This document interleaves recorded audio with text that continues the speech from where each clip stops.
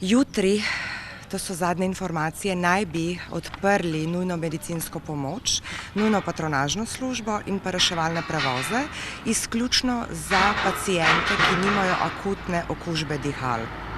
Se pravi, tukaj bomo triažirali paciente in če pacient nima akutne okužbe dihal, bomo mi vstopili v sistem.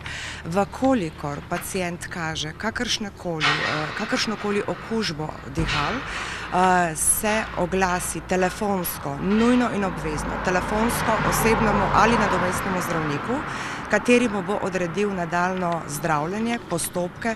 V najslabšem primeru pa ga bo napotil v covid ambulanto v Novo mesto, dodaja Vukšiničeva in poudarja. Okuženih pacientov, bolnikov mi v Metliki pregledovali ne bomo. To so zadnja navodila Ministrstva za zdravje. Pregledujemo izključno paciente, ki nimajo virusne okužbe dihal. Vsi pacienti z znaki akutne okužbe dihal se namreč smatrajo, da imajo lahko okužbo s koronavirusom.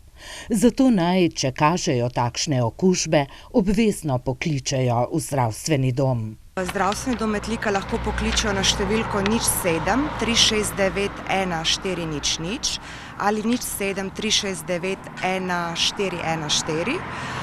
V primeru informacije vezane na koronavirus pa na mobilno številko 041 431 244.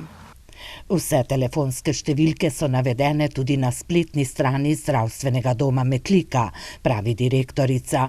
Sicer zadovoljna, ker so vsi zaposleni v Zdravstvenem domu Metlika, ki so bili pred 2 dnevoma vnovič na testiranju, zdravi in pripravljeni, da pričnejo z delom.